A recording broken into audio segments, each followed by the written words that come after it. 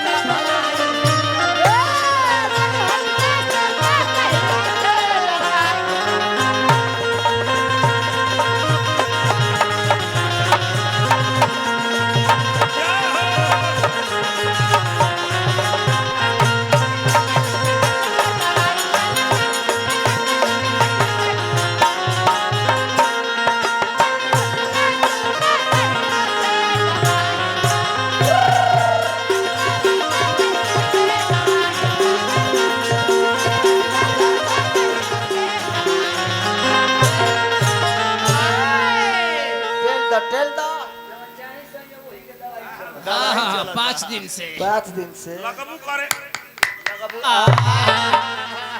लगबू घिरना ही पारे हती चुकी बा आदे चुके कहतरी जे बड़ नइखे हती चुकी बा बुढ़ा गइल बड़ा बात ही बाजे एक हाली बड़ थोड़े होला ओकरा के बड़ करे खातिर सुघरावे के पड़ी तब न हो जी मनावे के पड़ी करत करत अभ्यास ते जड़मती हो सुजान रसरी आवत जाते सिल पर परत निशान। व्यास जी कौनी है 45 मिनट हमारा घड़ी में करेक्ट 1 बजता 45 मिनट गायब हम गुड्डू बाबा बहुत ही छुपा रुस्तम खिलाड़ी है मैं बात कह तारे कहतारे जे हम कोनो सरवा के नाम थोड़े हम धरता नहीं तो तू कोनो सरवा के नाम ना धइला तो हमरो कोनो ससुरा के नाम निके धरे कोनो ससुरा के हमारा नाम थोड़े हमर धरे काजी कहतारे जे जतना नाचे वाला ब्यास बाड़े केहू कहला जे भाई ए कहल इनकर पहले भाव देखी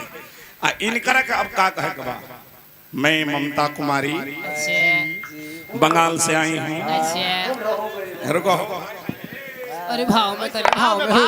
में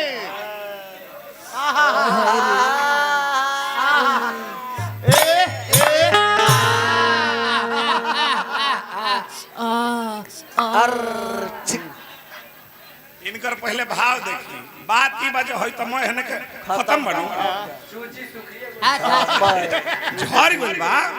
झड़ गइल बात बाजे उम्र भइल 56 साल आजे से हमने के देखत नहीं जे बाप रे बाप ई है तन देह तक मछिया ई मैं काम जतना बा मैं काम जानी जे फोकाटे प डुप्लीकेट हम ब्यास नीचे से खत्म आई नचनिया ऊपर से खत्म बाप रे बाप तो गमछी के बलिहारी कह के चार गो गमछी लपेट के आ हे में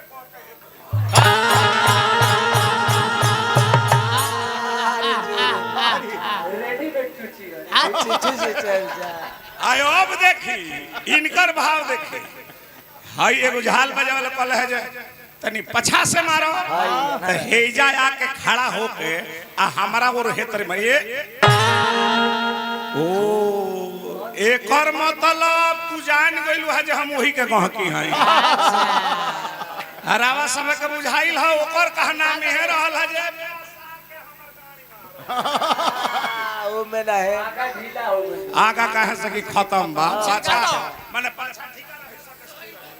ठीक ठीक ठीक ठीक बाप निकाल देगा मछलियां